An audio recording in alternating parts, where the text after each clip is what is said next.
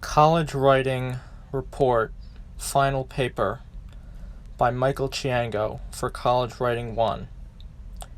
How Gender Portrayals in the Bible Have Shaped American Patriarchy. Introduction. Then God said, "Let us make man in our image, according to our likeness. Let them have dominion over all the earth." So God created man in his own image. In the image of God he created him. Male and female he created them. Genesis 1, 26-27. And the Lord God said, "It is not good that man should be alone. I will make him a helper comparable to him." And the Lord God caused a deep sleep to fall on Adam.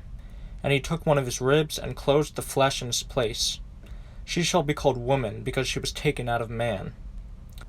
Genesis 2, 18-23. The creation account and the fall of Adam and Eve in Genesis chapters 1-3 has been more thoroughly studied, analyzed, and picked apart by historians, theologians, and writers than perhaps any other section of the Bible, and it is not particularly hard to see why. After all, Genesis chapters 1-3 are meant to provide a wholesale explanation for why things are the way they are and why human nature is the way it is. Of particular interest is the issue of the relationship between males and females portrayed in the creation and fall myths of Genesis. Throughout the Bible, God is almost always referred to in exclusively male terms, rather than a female deity giving birth to the world as woman would give birth to a child, and as some ancient creation myths posit, and as the expression Mother Earth implies, the creation account of the Bible portrays a male father figure using his power to create the world and his breath to create a human male by himself, later creating a female from a male's body to be the male's helper. It is difficult not to come away from this account with the perspective of male dominance over women, though there are of course different interpretations of the creation and fall narratives, as there are with all of the Bible stories. Some have argued that the masculine is only used as shorthand, similar to how we might use mankind to refer to humankind, and that God is actually a combination of male and female, and so is Adam until Eve emerges from him, creating two separate but equal genders. That equal part can be a bit difficult to defend, especially after reading chapter 3 about how God literally states how the woman's husband will rule over her because she convinced him to eat from the tree of knowledge of good and evil, which of course is an allegory for how all women are supposed to submit to their husbands for the sins of the first woman. However, putting such a heavy emphasis on only the first 3 chapters in a text where there are 1,189 chapters, in the King James Version of the Bible at least, could be somewhat detrimental to a comprehensive analysis of what the Bible actually has to say about gender and gender roles. Taking the Holy Bible as a whole, it becomes incredibly difficult to view it as supporting equality among the sexes. The vast majority of the most prominent figures in the Bible, like Abraham, Moses, Joshua, David, Jesus, and Paul, are male, and the less prominent female figures portrayed, like Ruth, Rahab, and Mary, do not have roles as leaders, warriors, or teachers, but are instead largely defined by their roles as mother, virgin, prostitute, or daughter-in-law. One also might consider the many misogynistic and sexist decrees and actions contained in the Old Testament and even in the New Testament. Of course, the books of the Bible were written and compiled millennia ago, when societal values were very different than the modern, quote-unquote, enlightened values of society today. It is also not as though many other myths and creation stories created millennia ago, from both the East and the West, don't also have patriarchal messages and narratives similar to those found in the Bible. But this begs the question: if the values portrayed in the Bible concerning gender and patriarchy are not in accordance with the modern ideals of egalitarianism, what are the implications for a developed Western society like the United States, where the vast majority of people, 65% in 2019, hold the Bible to be not just a book of ancient myths and stories with some good lessons sprinkled throughout, but the word of the omnipotent, omniscient, omnipresent, omnibenevolent creator of the universe, whose decrees must be followed? With the religion of Christianity being so formative to America's identity as a nation, quote-unquote, under God, if Americans are to truly say that they now value gender equality, Christianity and its patriarchal values that many modern traditionalists continue to espouse must be examined with a critical eye and judged as to the role it has played in shaping society's attitude towards gender in the past and still shapes society's attitudes towards gender today. Background. But I suffer not a woman to teach, nor to usurp authority over a man, but to be in silence. 1 Timothy 2:12. When the first European colonizers arrived on the American continent, they would represent the people who would be dominant in American public life: white male Christians. Not only were black people bought and owned as slaves to do forced labor for their white masters, but women were essentially owned by their fathers and then later their husbands during this time period. Both these practices were right in line with God's decrees given out in the Old Testament of the Holy Bible, where it is stated that the Israelites were to buy permanent non-Jewish slaves from the nations around them, as told in Leviticus 25:42-44, and that fathers have the right to sell their virgin daughters into servitude so long as her master or one of his children eventually marry her, as told in Exodus 21:7-11.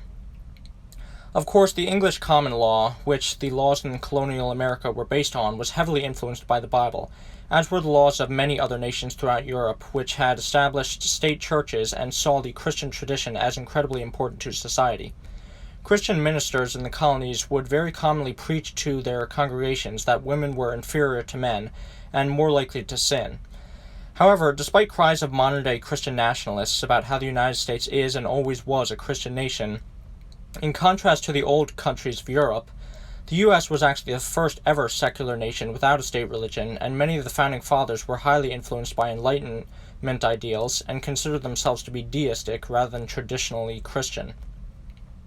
In fact, the ideas of deism were very widespread among both educated and uneducated males by the time of the Revolutionary War, and as a testament to just how secular the emerging nation was at the time, historical estimates placed the number of American citizens who belonged to a specific Christian denomination in the year of 1776 to be approximately 17%, as opposed to the 59% by 1952. Deism was a movement that held up the values of reason, equality, and moral improvement, so one might assume that this relative absence of Christian influence at the time would result in a more progressive attitude towards gender relations. But that was not necessarily the case. Despite the philosophies of such thinkers as John Locke, which went against the idea that husbands were the natural rulers over women, the all-male leaders of the newly established United States of America crafted laws to primarily benefit men over women. By 1769, the colonies adopted English decrees which stated that women could not own property or keep anything they earned, and in 1777, a year after the signing of the Declaration of Independence, every single state passed laws to take away a woman's right to vote. Many of the founding fathers may not have been traditionally Christian, but nearly all were raised Protestant, and it seems as though the idea that women deserved equal rights to men was not particularly important to these quote-unquote enlightened figures. They were products of their environment, and the pro-patriarchy, pro-slavery values expressed in the Bible most likely had a significant influence on them, and by extension the ideas of gender held throughout the emerging nation, though how big the religious aspect of it was is really up for debate. Contradictions. The Mormon Church not only offends the moral sense of manhood by sanctioning polygamy, but prevents the administration of justice through ordinary instrumentalities of the law. It is my judgment that it is the duty of Congress to prohibit within its jurisdiction all criminal practices, especially of the class that destroy the family relations and endanger social order. This quote was spoken by President James Garfield in his 1881 inaugural address. This was at a time when Utah, a majority Mormon territory, was pushing for U.S. statehood, and many Americans were fearful of Mormon religious practices such as polygamy that differed from mainstream Christianity in the nation. It is ironic that contained within the very holy Bible that James Garfield was sworn in on, there are countless examples of polygamy, and it is actually the most common form of marriage practice shown and is never once explicitly condemned.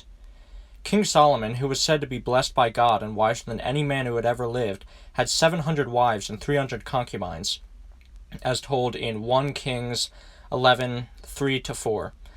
The contradictions between the traditional family-oriented moral sense of American Christians and the holy book they supposedly follow does not stop there, however. One need look no further than the issue of abortion, which for many evangelical and conservative Christian voters today is the main issue for them that will decide which politician they vote for in an election. According to almost every conservative Christian in the country, aborting a fetus is equivalent to murdering a human being, since God fully forms a human soul within a mother's womb at the moment of fertilization. This view is not supported anywhere in the Bible, and in actuality, the Bible is supportive of the practice of abortion. God decrees in Numbers 5:11-31 that men have the right to procure an abortion from a priest for their wives if they think that they have been unfaithful to them. What is to account for these clear contradictions between the letter of the biblical law and the interpretations of the law by traditional American modern-day Christians? Perhaps when trying to answer this question, it is important to realize that many Christians hold to the spirit of the biblical law far more than they do to the letter of the biblical law, despite some claims to the contrary. In King Solomon's case, God became angry at Solomon not because he had so great a number of sexual partners, but instead because his wives exerted too much influence over him and led him astray from following God. In the case of the decree concerning abortion, it is specifically stated that it is the right of the man to preserve his wife's womb for his offspring only, and not the right of the woman. The spirit of the law in both cases is that men should have authority over women. This is a consistent theme present throughout the Bible and in many different passages, and one does not need to resort to the use of 1 Timothy 2:12, as was done in the earlier paragraph, to defend this patriarchal balance of power, which is reflected in the highly patriarchal values of conservative American Christianity. The reality is that no Christian alive today follows the word of the Bible without contradiction.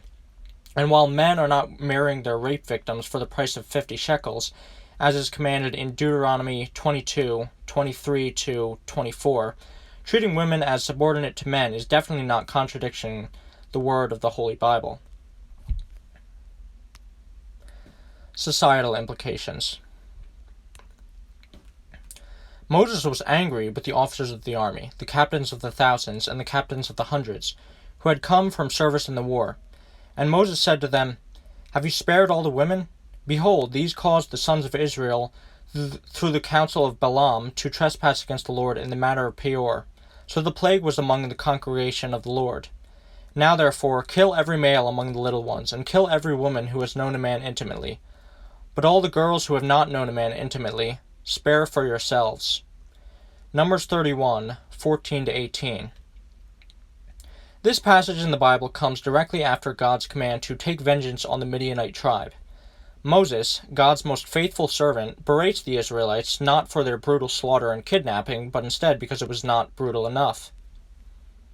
There are some biblical apologists who have made the argument that the reason that the God of the Bible is depicted in explicitly male terms is because men have naturally violent and impulsive urges that must be kept in check in order to sustain a functional and peaceful society, and therefore it is necessary to have a holy and benevolent male role model to serve as an example for men to follow and better themselves, despite God not literally having a set gender. If God the Father, as portrayed in the Bible, is to be looked to by men as a prime example of decency and holiness to be followed as an example, however, that could create some serious problems, as Yahweh exhibits many traits that people today would consider disturbingly emblematic of misogyny and toxic masculinity. God in the Bible often showcases possessive jealousy, threats of and use of extreme violence, a consistent need to prove himself superior to other men or other gods, and most importantly to the focus of this essay, the treating of women as objects for selfish purposes. As it just so happens, after the slaughter of the Midianites referenced in the beginning of the paragraph, 32 female virgins captured from the Midianite people were sacrificed unto the Lord as his share of the bounty obtained in the battle, as told in Numbers 31:25-40. There are also a great many other male figures in the Old Testament, such as Joshua, Samson, and David, who display these same kinds of brutal misogynistic characterizations, who are also held up as heroes and pillars of the Christian faith. Perhaps, though, when one discusses a benevolent male role model for men to look up to in the Bible, Jesus Christ, the central figure of Christianity, would be less objectionable. After all, during his time on earth preaching the gospel, he promoted absolute pacifism, even in self-defense, and went around giving specific aid to the poor and disadvantaged of society. In John 8, 1-11, Jesus even prevents a group of men from following one of his Father's laws to stone women caught in adultery. Though all 12 of Jesus' apostles were male, and he never explicitly stated that women were to be given equal rights to those of men, he was certainly an extremely radical and progressive teacher for the time he was living in, and his compassionate speeches about nonviolence and caring for the poor could even be seen as radical in today's world. These stark differences in the moral characteristics of Yahweh and Jesus can be difficult to rectify, but attempting to do so is important to figure out the character of Christians and how it should be different from that of the Jews. It is the official doctrine of most churches that Yahweh and Jesus are the same person, existing within the Holy Trinity. Yet before what would go on to become the Catholic Church consolidated power with the Roman government by the 4th century, there were different versions of Christianity that proclaimed that Jesus and Yahweh were two separate beings. When looking at the Gospels, it is not difficult to see why people would have come to this conclusion, as throughout all 4 of them, except for possibly John, which has been dated to be the last one written, Jesus is portrayed as separate from Yahweh, and the original manuscript of the Gospel of Mark, which has been dated to be the first one written, does not even seem to portray Jesus as God's literal son. So it can be deduced that Jesus and Yahweh were not originally supposed to be the same person, and that traditional interpretation was invented and codified by the Catholic Church. But the Bible still makes very clear that Jesus is indeed a servant of his Almighty Father in heaven. Some will argue that because Jesus is meant to fulfill God's covenant with humanity, he represents the new way that God wants us to behave, and the new commandments that we are to follow. But there is a particularly challenging line from Matthew 5:17, where Jesus implies that he is not actually disregarding God's old examples and laws, but merely adding new ones. In the end, with Jesus never making any specific calls for gender equality, and promoting obedience to God the Father, as well as having disciples in the Bible such as St. Paul, who openly espoused sexist views, it simply doesn't seem as though patriarchal traditionalist values can be separated from the religion of Christianity, though there are certainly those who have tried. There is a great variety of different beliefs and practices within the spectrum of American Christianity, and which messages one takes away from the Bible often depends on what parts a person chooses to focus on. And throughout history, many men have used sections of the Bible to justify the oppression of women, as well as acts of extreme violence. Even today, in the modern United States, many neoconservatives and war hawks justify the nation's ballooning military budget and constant foreign interventions, which often have very high civilian casualties, as our duty from God to protect democracy and Christian values abroad. And they justify this by saying that the mass death we leave in our wake is necessary for the greater good. This is eerily similar to how Christian apologetics will often argue that the ancient Israelites had to engage in violent military campaigns, often with high civilian casualties, as portrayed in the Old Testament, because it was their duty from God to protect their religious values, and the mass death they left in their wake was necessary for the greater good. Many people in the United States often remark on how popular media such as movies, video games, and music videos might be having negative influences on how boys and men see themselves as well as women. But it might be time to take a closer look at the Bible and how the teachings and stories within it might play a role in contributing to the normalization of toxic masculinity and patriarchal values in men. The democratization of women. I shall earnestly and persistently continue to urge all women to the practical recognition of the old revolutionary maxim, resistance to tyranny is obedience to God. Susan B. Anthony. The 19th century is widely accepted as when the first wave of feminism was developed from the anti-slavery movement. Feminists such as Susan B. Anthony, Lucretia Mott, Caroline Healey Dall, and Elizabeth Cady Stanton fought for women's right to vote, women's right to free speech, and an end to the abuse suffered at the hands of violent alcoholic men. Feminists' efforts to obtain greater rights and protection under the law were often met with severe hostility. For example, in the presidential election of 1872, Susan B. Anthony and 14 other women casted ballots for the election and were later arrested for their actions, and female suffragettes in prison were often beaten and brutalized for their actions. The quote given in the beginning of the paragraph is very ironic, as the words obedience and resistance do not usually go together. But the quote is somewhat deceptive, as Susan B. Anthony was quite aware and critical of how traditional religious institutions often portrayed women as inferior to men. She is quoted as saying, "I distrust those people who know so well what God wants them to do, because it always coincides with their own desires." The second wave of the feminist movement in the 1960s and 1970s era within the nation focused on female empowerment and independence by way of reproductive control and employment opportunities, and the third wave of feminism currently taking place in the country now focuses on rethinking black and white concepts of gender and addressing harassment and mistreatment as well as the unique issues of female minorities. In all three phases, the most staunch and unflinching opposition in the country to the changes in society that feminists were trying to achieve came from conservative Christians within the nation that warned of the great moral tribulations society would go through if women were to be given the opportunities for different roles and methods of self-expression, and these religious conservatives consistently appealed to the Bible to bolster their arguments. There is great question as to whether the values of Christianity can ever line up with those of feminism and egalitarianism, since the Bible has been such a powerful tool for maintaining traditionalist gender values throughout the nation's history. But that does not mean that there are not, and have not been, many Christian feminists who see their religion as being in favor of feminist values. As an example, Matilda Jocelyn Gage, who lived from 1826 to 1898, was a gender equality activist who argued that Christian religious belief had evolved over the centuries and been manipulated by men to serve a masculine agenda, but the quote-unquote true religion of Christianity was in favor of women's equality, which is why there were originally many female followers of the Lord who were involved in Christian communities, until women were completely excluded from leadership roles within the church after the first few centuries of the religion's history. Although there might be some feminists who are able to align their feminist values with Christianity, this seems to be a case of people trying to get the Bible to say what it does not say or imply for the purpose of serving a particular agenda, and there are many more Christians who are much more easily able to rationalize their traditionalist and misogynistic beliefs about gender roles by appealing to the Bible. Evidence of a link between pronouncement of Christian fervor and traditionalist gender values in the country can be found in a recent analysis produced from a survey of 1,501 American adults randomly selected across the country by mail address, which showed that Christian nationalism is the highest indicator that someone will hold to a traditionalist patriarchal gender ideology.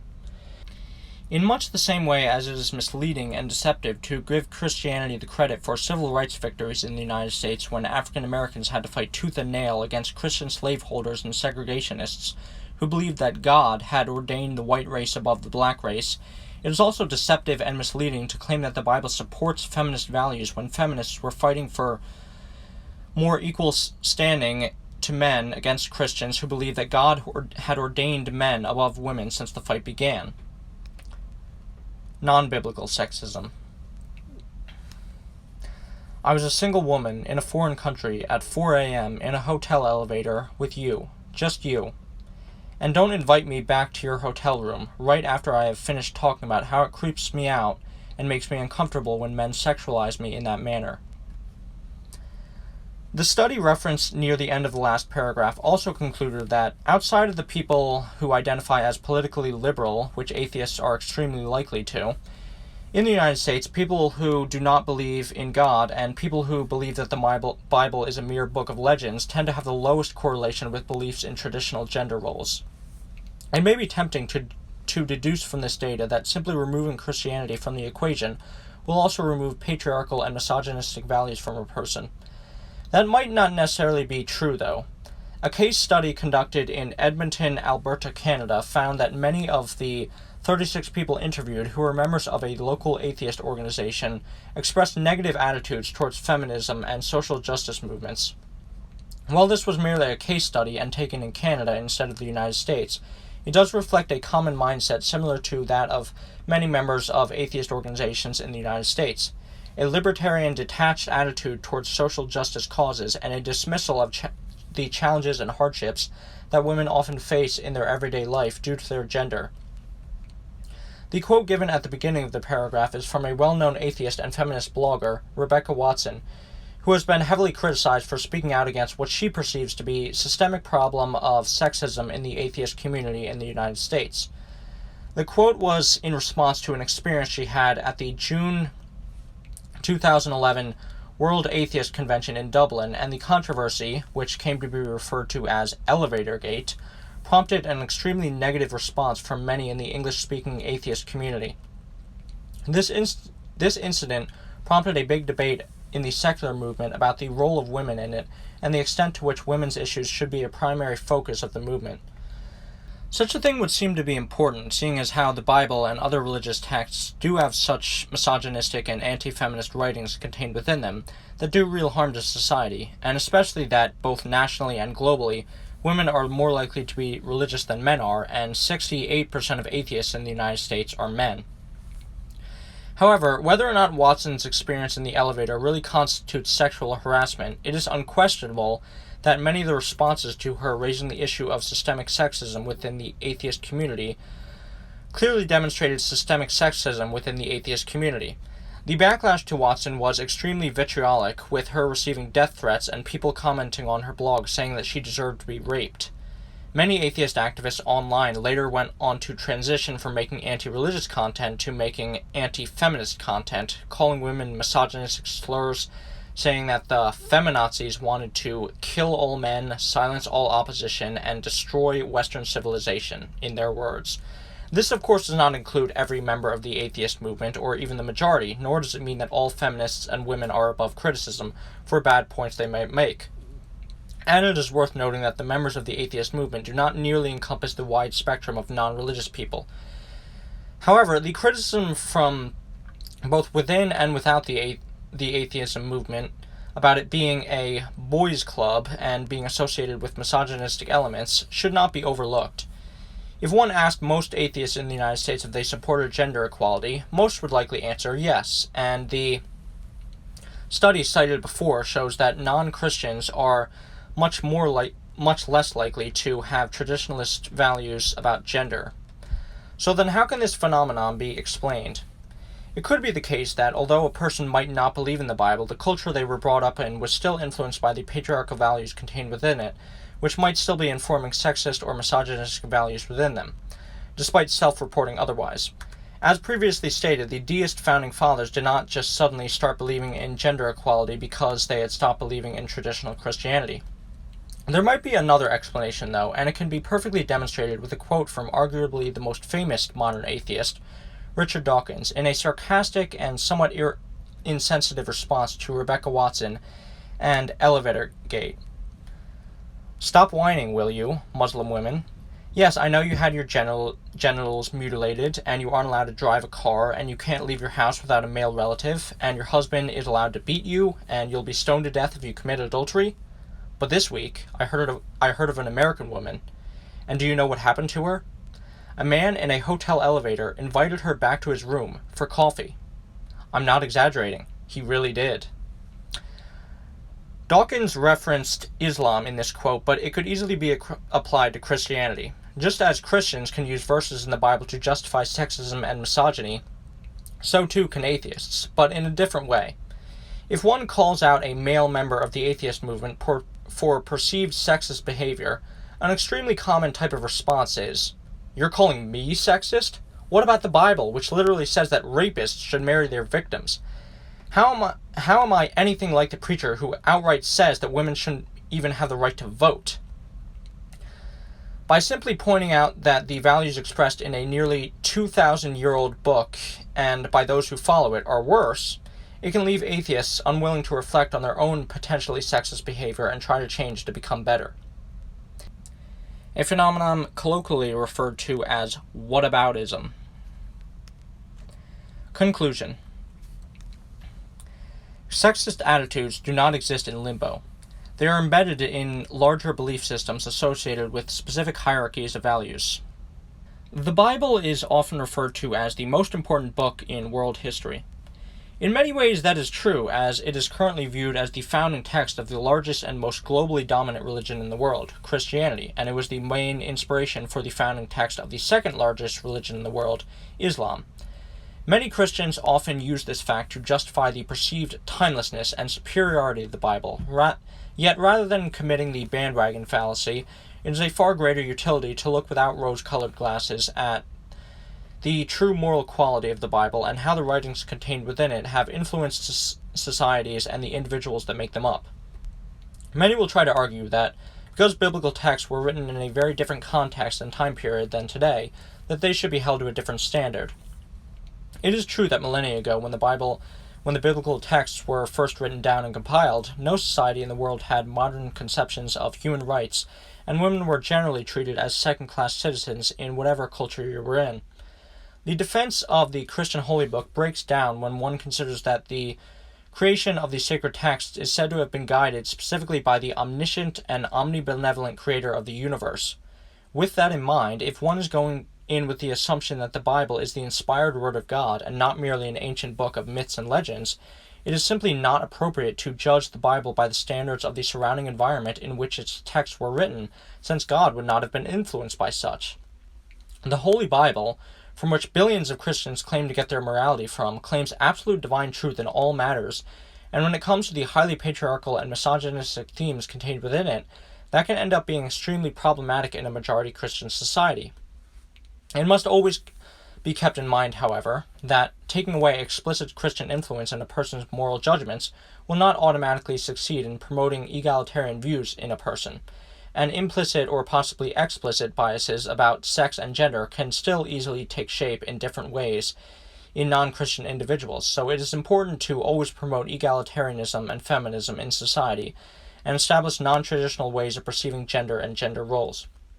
When looking at the religion of Christianity and how it has influenced society's values in the past and present about gender, it does seem as though there is a very uncomplicated answer as to why the Christian text promotes the patriarchal values that it does.